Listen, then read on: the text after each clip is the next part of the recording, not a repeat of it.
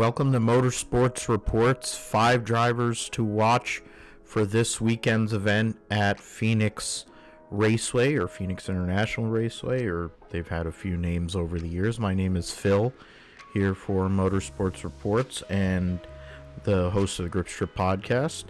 The first driver we need to look at is, of course, Alex Palou, the winner at St. Petersburg last week after taking it easy in the initial segment of the race, and the defending series champion, the absolute best there is in the series at the moment, currently on 3 consecutive championships, and finally got over winning on ovals after winning the Indianapolis 500 last year. He is an absolute force, and the number 10 DHL Honda for Chip Ganassi Racing is a car that you're going to have to look at no matter what and have to deal with in every single race. So this first race at Phoenix in a few years is an opportunity for Palou to get a win at a track that he has never driven at, if possible, on Saturday afternoon. Number 2 for this is Josef Newgarden.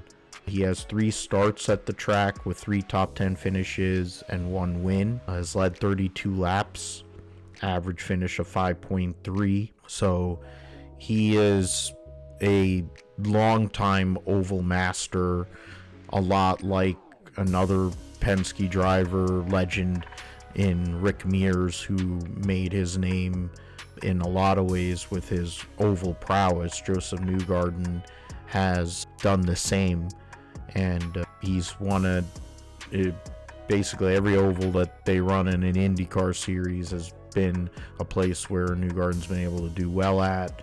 Dominant at Iowa, has been able to win at Milwaukee in the past. Of course, 2-time Indianapolis 500 winner.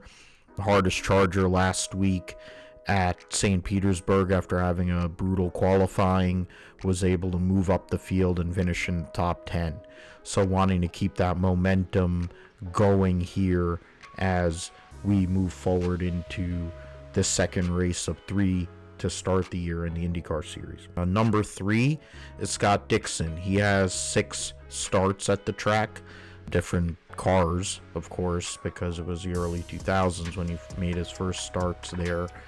1 win with 4 top 5 finishes, has led 189 laps, and has an average finish of 7.3 in those 6 races. Brutal start to the year for him. Qualifying was kind of meh. Then he goes and has a loose wheel that then leaves him running off at turn 5 at St. Petersburg while his teammate goes on to win. Dixon wants to get back on a positive note, and he is the Iceman for a reason. He can win anywhere at any time. He's one of the greatest ever to do it. So Dixon is someone who can come out there if he can put a decent qualifying run together. The way that the track fall off, there's going to be, with the different rubber on the track between the Firestone rubber for Indy cars and also the Goodyear rubber for NASCAR, 2 different types of compounds for the Cup and Xfinity. I think if there's anyone that's going to be able to handle that the best, it is Scott Dixon, the 6-time champion. The 4th driver to watch is Pato O'Ward.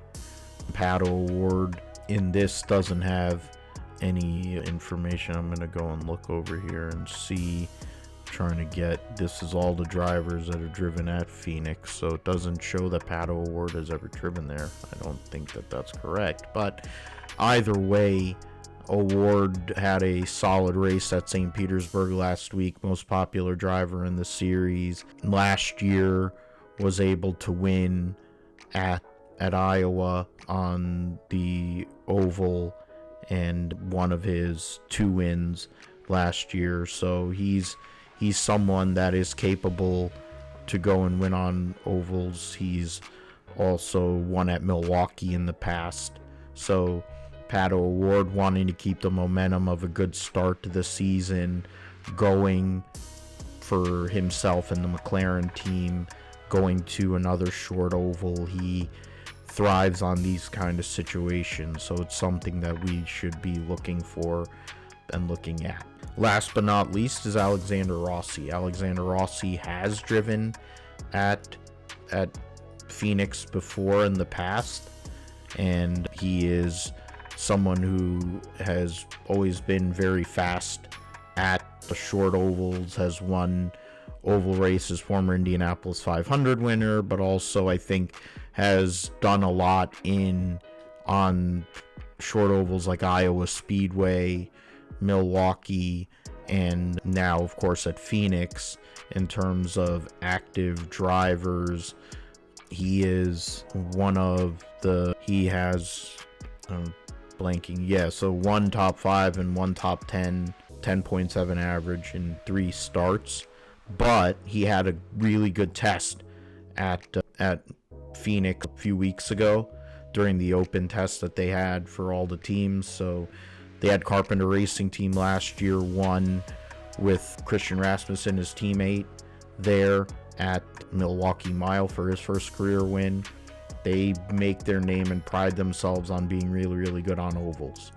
So combine all those things together, it might be something to watch for Alexander Rossi to get his first win in a few years.